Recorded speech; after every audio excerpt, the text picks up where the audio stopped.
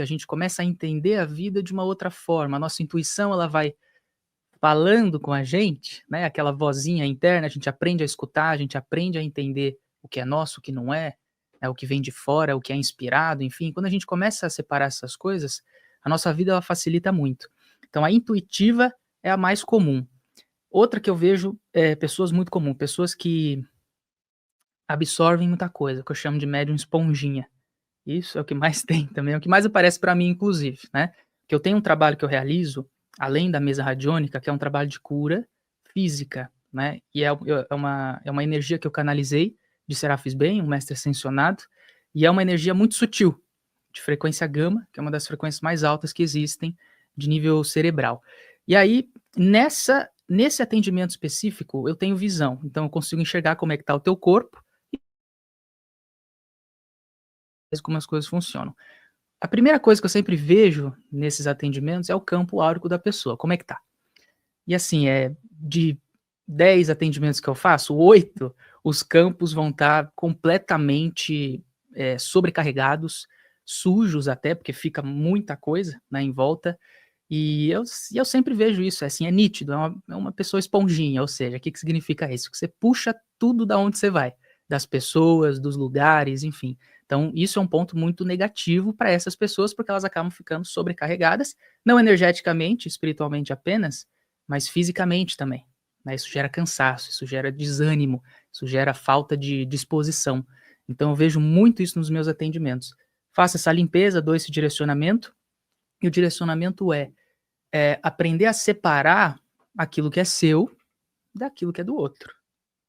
É simples. E claro, buscar estudo, buscar entendimento. Isso sempre, em qualquer situação, busca de estudo e conhecimento vai ser necessário, né, para você entender como aquilo funciona, os mecanismos da mediunidade, o que é a energia, enfim. Então essa busca sempre tem que existir por parte das pessoas que querem realmente entender isso, né? Porque tem gente que não quer, tá tudo certo, né? Fica remando contra a maré, né? Exatamente. O ponto do médium esponja, né, que você fala, muitas vezes ele não tá atento a isso, né? Ele tá indo para um lugar, tá, entre aspas, curando alguém que tá ali zoado energeticamente, ajudando ali sem saber, mas ele sucumbe, né? Sim. Eu acho que esse ponto que eu acho que é o maior problema da pessoa que não está se dando conta disso. E aí você falou sobre a mediunidade inata, né, que a pessoa tem.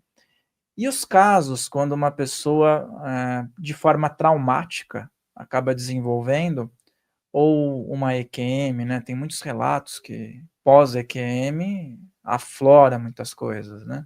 Realmente, ó, para mim nunca chegou um caso desse. Então não vou saber dizer a respeito de uma experiência própria, né? Mas realmente, depois de uma EQM, eu já fiquei sabendo de casos assim também. De fato, pode acontecer uma abertura, mas é aquela coisa, nada acontece sem a permissão da espiritualidade. Então, se aconteceu, tem algum propósito. Uma EQM também, ela não acontece com todo mundo. Mas não é todo mundo que tem isso. Então, se aconteceu com você, existe um porquê daquilo acontecer, de você ter aquele acesso, de você ter aquele contato, de repente, é para transformar alguma coisa internamente em você, que é necessário, ou de repente, de você levar essa experiência para frente, que é o que acontece nesses casos. Então, através de uma EQM, eu tenho uma abertura mediúnica, né, eu tenho acesso à visão, à informação e tudo mais, e eu vou começar a fazer essa busca, a buscar estudo, e a partir daí nasce um trabalho espiritual. Mas assim, tudo tem uma justificativa. A gente precisa ficar tranquilo em relação a isso. Então, é aquela coisa, eu sempre falo, a gente precisa aprender a viver com a vida, a fluir com a vida, e não a querer nadar contra a correnteza. Então, a frase que eu sempre falo, que tudo tá certo, né, ela sintetiza basicamente o que eu quero dizer. Tudo tá certo. Tudo que acontece com a gente vai ter um significado específico para aquele momento específico. Então, se aconteceu essa abertura, se aconteceu esse desenvolvimento depois de uma EQM ou de qualquer outra experiência, era o momento correto. E a partir daí você começa a usar isso a teu favor, sempre. Né? Porque tudo que acontece com a gente vai estar incentivando a gente a crescer de alguma forma. Tá? Então, a gente precisa sempre ter essa visão de saber usar a nosso favor, porque senão aquilo vai virar nosso inimigo. É como você mesmo colocou, que tem muita gente que está inconsciente desse fato de ficar puxando muita coisa das pessoas ou dos lugares, né? E de fato, acontece mesmo, a maioria das pessoas, infelizmente, é inconsciente disso, né? Falei sobre isso porque chegaram alguns casos de pessoas super céticas, né? O cara era super materialista. E aí o cara passou por uma EQM. Cara, isso transformou de uma tal maneira, o cara ficou tão sensitivo, começou a Uhum, trabalhar com espiritualidade, porque o que ele viu foi muito revelador para ele. Ele achou legal. Se ele falou assim, olha, se desencarnar desse jeito é bom, ele pensou. E dá até uma sensação de tristeza num primeiro momento. A pessoa, ela tem um relato ali que ela se sente mal por não ter ficado lá, uhum. né? Mas aí trouxe um significado também para a vida material da pessoa. E muitas vezes isso acontece também, porque assim, às vezes a pessoa é tão cética, que ela precisa ter uma experiência de EQM, porque se ela desencarnar, ela vai ficar num looping de rejeição muito grande, e para aquele espírito se recuperar é muito difícil. Então isso também acontece. Às vezes a gente passa por alguma situação específica, porque se desencarnar, por exemplo, questão de Alzheimer. A gente pode até falar do Alzheimer quando a gente chegar no papo das doenças, mas só adiantando, o Alzheimer, por exemplo, às vezes a pessoa desenvolve o Alzheimer porque ela tem tanto apego à vida material que se ela desencarnar com esse apego, ela vira obsessor. Então ele desenvolve um Alzheimer ali para ele desapegar, literalmente esquece as coisas materiais. Esse espírito esquece e o desprendimento dele depois, na hora que chegar, vai ser muito mais tranquilo para ele. Então tem várias situações que acontecem isso, uma EQM também pode ser. Legal, a gente vai entrar nesse assunto que eu acho bem legal, essa questão da relação da saúde, dos aspectos que acontecem, mas você tocou no ponto do obsessor, que às vezes ele pode também estar envolvido com uma questão que também fragiliza o campo da pessoa, né?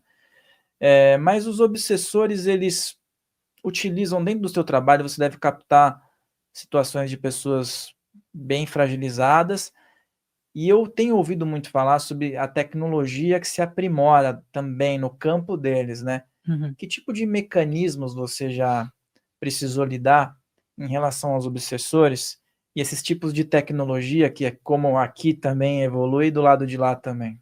Isso é importante. Existe um laboratório do outro lado, né? Tanto para o bem quanto para o mal, isso desde sempre. Eu nunca lidei com nada muito específico, tá? O meu trabalho, como ele é um trabalho de limpeza, assim, eu já vi muita coisa, vou falar, mas assim, de coisa. Bom, é que eu tô acostumado, né? Então, para mim não é diferente, mas vamos lá. O que eu vejo é muito implante.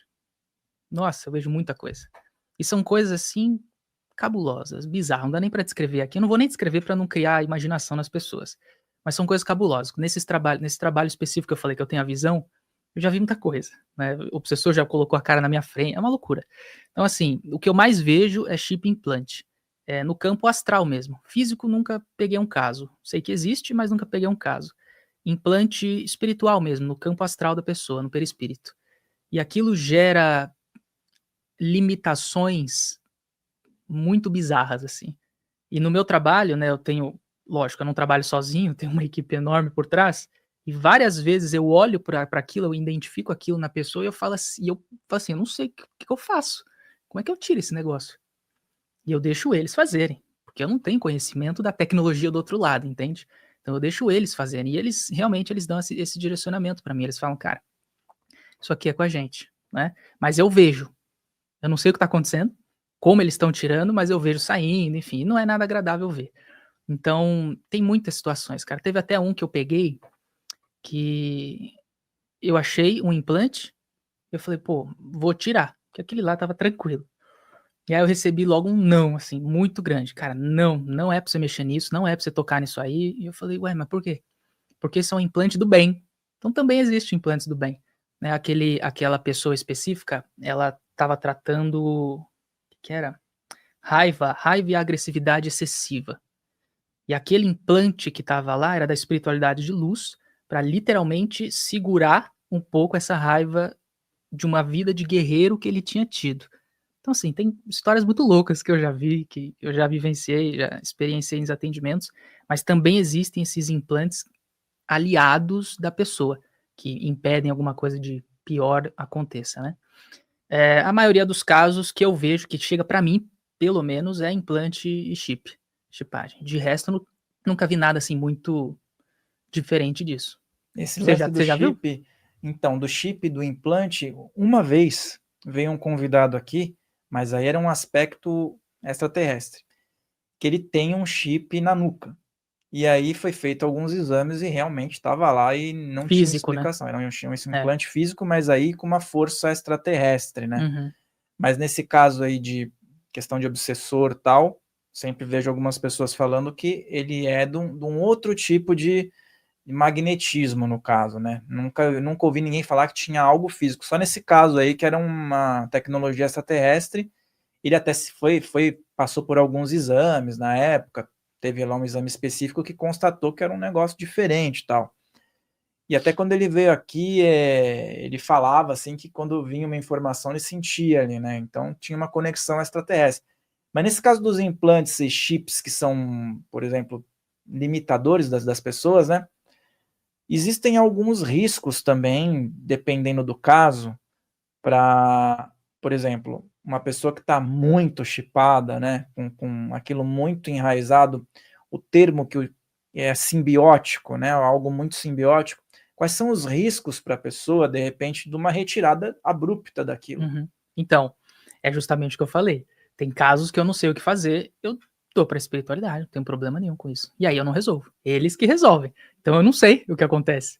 Eles que vão tirar. Nunca é abrupto. Isso eu tenho certeza. Até os que eu removo ali, os que eu sei que eu consigo, eu já vi, a gente vai fazendo devagarzinho, aquilo vai saindo. Tem uns que, assim, vão, como você falou, é uma relação quase simbiótica. Tem uns que vão em cérebro. Nossa, é muita loucura essa parte. Acho que eu nunca falei disso no podcast.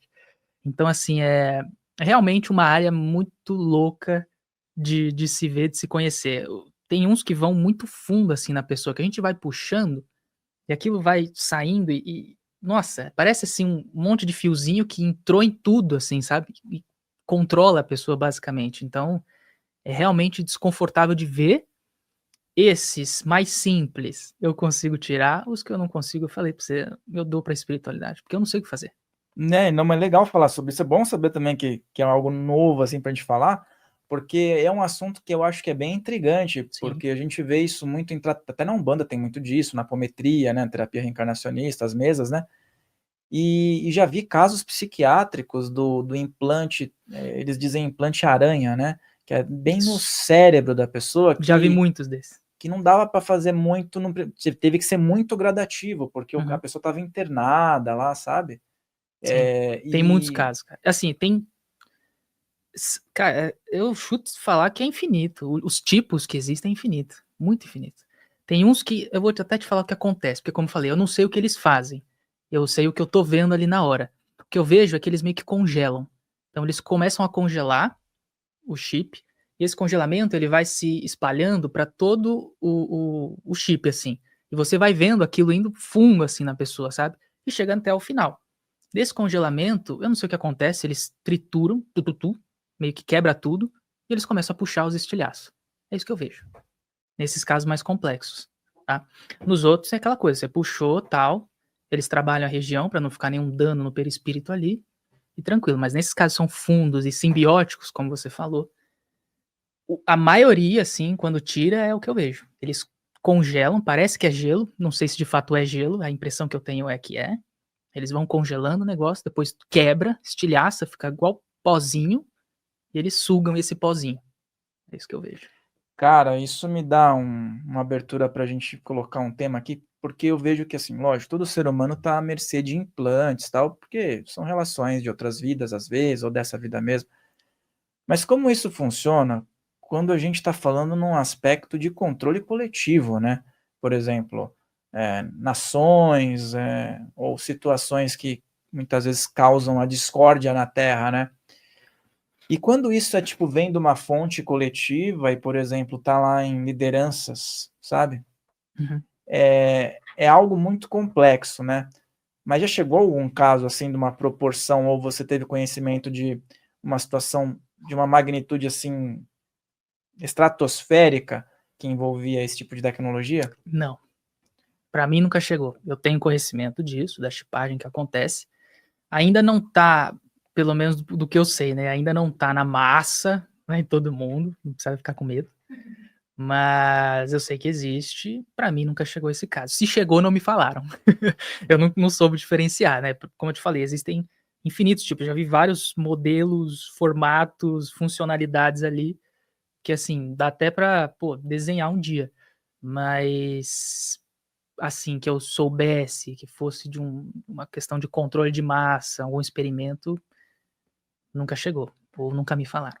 Às vezes chega anônimo também para não impactar, né? Exatamente. Não atrapalhar o trabalho, Não né? atrapalhar e também não trazer aquela, nossa, né? Isso daí tá caindo na minha mão aqui, né? Tudo bem, tá a equipe espiritual, mas dá um impacto, né? Pesado, pesado. E, Mas tô acostumado. e as crianças, cara? Porque, assim, o tratamento espiritual, muitas vezes, apométrico, não envolvendo religião, mas como funciona isso nas crianças? É possível que crianças estejam chipadas ou sob forte influência desses tipos de mecanismos? Ou existe uma idade-chave que isso fica mais vulnerável no ser humano? Olha, pra mim nunca chegou o caso de criança chipada. Eu nunca vi. Eu não vou dizer que é impossível, mas acho que é bem mais difícil. Por quê? Porque a criança, pelo menos até os 7, 13 anos, ela tem uma proteção espiritual muito grande, né? Ela vai ter uma sensibilidade mais ampliada nessa idade também, mas ela tem uma proteção espiritual igualmente parruda para sustentar isso. Eu acho que em caso de crianças, a gente entra mais nessa parte de abdução, né, de experimentos genéticos e de coisas nesse sentido, tanto para o bem quanto para o mal, né. Para mim, especificamente, nunca vi nenhuma criança chipada, nem no perispírito, nem fisicamente, nunca conheci um caso, assim, que chegou até mim, né, de fato. O que, assim, chega muito é que na adolescência começa a pegar, né? A partir da adolescência, a partir dos 13 ali. Que aí começa a apertar o cerco, né? Os casos de obsessão Uhum, mesmo, da mediunidade descontrolada, começa a apertar o cerco ali na adolescência, vai ficando insuportável até que a pessoa tome uma providência, né? exatamente. Que é justamente a idade onde as emoções começam a aflorar e, consequentemente, as portas começam a se abrir, né, pra espiritualidade negativa, no caso.